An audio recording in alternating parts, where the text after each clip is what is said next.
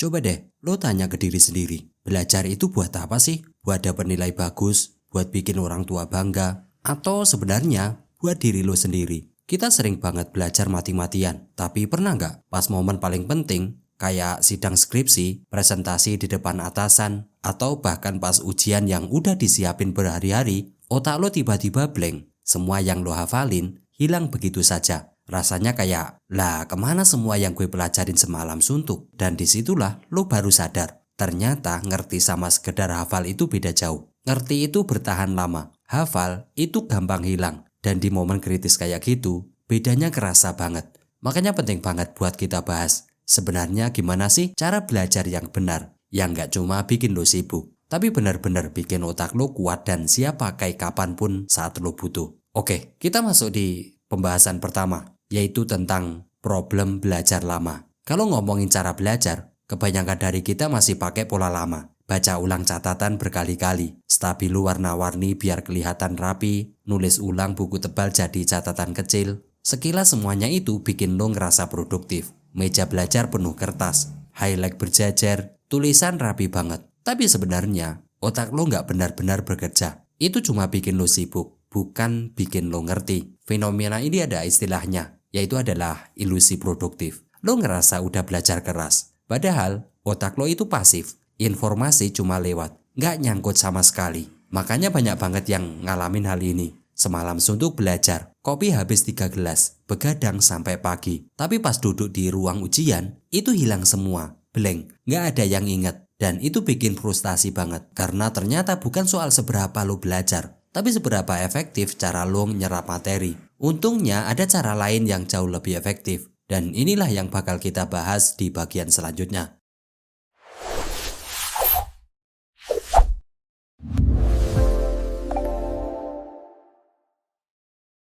Oke, kita masuk di bagian selanjutnya, yaitu strategi belajar yang efektif. Kalau selama ini lo ngerasa belajar itu membosankan, merasa ribet dan hasilnya nggak sebanding sama usaha, kemungkinan besar masalahnya bukan di otaknya, tapi di caranya. Sekarang gue mau kenalin 6 strategi belajar yang terbukti secara ilmiah. Bisa bikin belajar lebih efektif, bukan sekedar hafal, tapi bikin pengetahuan lo nempel lama di kepala. Yuk kita bahas satu persatu. Yang pertama adalah latihan mengingat. Latihan mengingat itu teknik belajar dengan cara mencoba mengingat kembali tanpa melihat catatan. Beda banget sama sekedar baca ulang buku atau ngafalin baris demi baris. Bayangin lo lagi nge-gym, lo bisa aja duduk berjam-jam lihatin orang yang angkat barbel. Lo bakal ngerti cara megangnya, cara gerakannya, bahkan bisa hafal bentuknya. Tapi apakah otot lo otomatis terbentuk? Tentu tidak. Nah, baca ulang catatan itu sama saja kayak nonton orang olahraga. Lo tahu itu semua, tapi lo nggak ngelatih apa-apa. Latihan mengingat itu kayak lo sendiri yang angkat barbelnya. Mungkin berat, mungkin bikin pegel, tapi justru itu tandanya otot alias memori lagi dibentuk. Coba bikin kuis kecil buat diri lo sendiri. Pakai flashcard buat ngingat istilah. Setelah baca satu bab, tutup bukunya. Terus tulis ulang poin penting dari ingatan. Setiap kali lo berhasil nginget rumus atau konsep tanpa nyontek, itu sama saja kayak lo nambah satu repetisi. Lama-lama, memori lo jadi kuat banget. Dan waktu ujian, lo nggak gampang ngeblank. Yang kedua adalah pengulangan berkala. Lo pernah ngerasain SKS alias sistem kebut semalam. Begadang semalaman sebelum ujian. Terus pas hari H, kepala cenut-cenut. Dan besoknya lupa semua. Itu contoh paling jelas kenapa belajar numpuk dalam sehari itu gagal total. Otak kita nggak dirancang buat nyimpen informasi sekaligus. Informasi yang masuk buru-buru cuma parkir sebentar di memori jangka pendek. Sama kayak file downloadan yang nggak di-save. Gampang banget hilang. Pengulangan berkala itu kebalikannya. Lo belajar sedikit demi sedikit, tapi berulang dalam rentang waktu.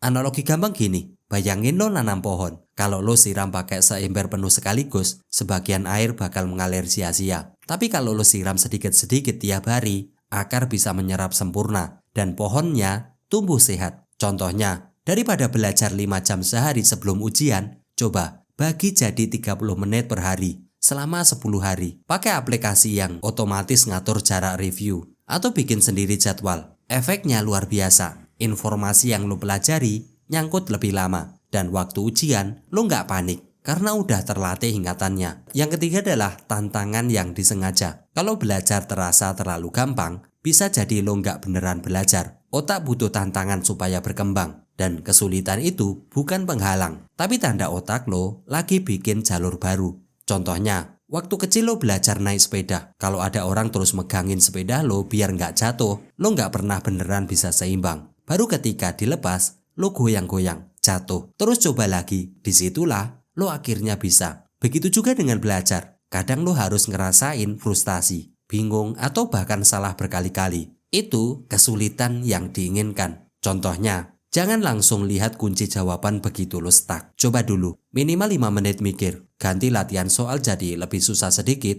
dari level lo sekarang. Kalau belajar bahasa, jangan cuma hafalin kata. Coba bikin kalimat sendiri. Kesulitan ini bikin otak lo ngergang. Awalnya sakit, tapi hasilnya adalah pemahaman lebih dalam dan memori yang tahan lama. Yang keempat adalah mitos gaya belajar. Pernah dengar kalimat, gue anaknya visual banget, jadi harus pakai gambar. Atau gue auditory, gue harus dengerin penjelasan. Sayangnya itu cuma mitos. Penelitian menunjukkan gak ada bukti kuat kalau orang yang belajar sesuai gaya belajarnya otomatis lebih jago. Ibarat nge-gym, tapi tiap hari cuma latihan tangan kiri. Apakah badan lo jadi seimbang? Tentu tidak. Sama halnya kalau lo cuma ngandelin satu gaya belajar, yang benar adalah sesuaikan metode dengan materinya. Belajar geografi, pakai peta, jadi visual. Belajar basket, harus praktek langsung, jadi kinestetik. Belajar bahasa, gabung semua, baca teks, dengerin audio, terus praktek ngomong. Dan yang lebih efektif,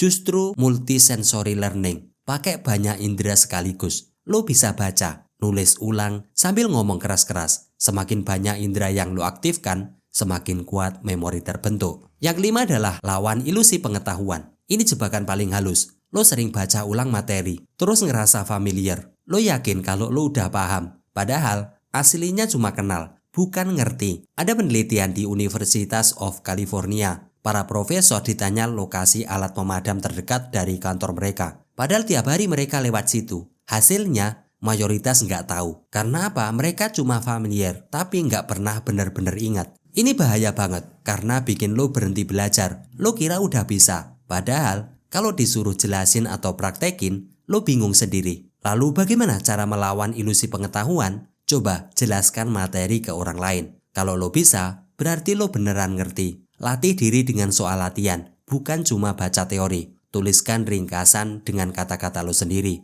bukan nyalin dari buku. Yang keenam adalah refleksi. Strategi terakhir, tapi sering dilupain. Refleksi. Refleksi itu kayak lo ngaca setelah latihan. Bukan cuma nanya, udah bener atau belum. Tapi juga apa yang salah, apa yang bisa gue perbaiki. Banyak pelajaran setelah tryout, cuma lihat nilainya. Oh, gue dapet 60. Terus udah. Padahal nilai itu cuma angka. Yang lebih penting adalah analisis soal yang salah. Tanya, kenapa salah? Apa gue nggak ngerti konsep? Atau sekedar salah baca soal? Contohnya, setelah ujian latihan, tandai soal yang salah. Catat pola kesalahan lo. Apakah karena nggak paham rumus atau karena ceroboh? Bikin rencana perbaikan berdasarkan kesalahan itu. Refleksi ini bikin lo berkembang lebih cepat. Karena lo nggak ngulang kesalahan yang sama terus-terusan. Oke, mungkin ini sebagai penutup dari pembahasan ini. Sekarang coba lo pikir lagi. Selama ini lo belajar buat apa? Buat dapat nilai bagus? Atau bikin orang tua bangga? Atau biar bisa bilang ke orang lain kalau lo pinter? Semua itu sah-sah saja. Tapi kalau cara belajarnya salah, hasilnya tetap sama. Kamu capek, stres, tapi cepat lupa. Bedanya ada di pilihan lo. Mau terus stuck dengan cara lama, baca ulang, stabilo warna-warni, begadang semalam, atau mulai ganti strategi dengan 6 pilar tadi. Latihan mengingat, pengulangan berkala, kasih tantangan,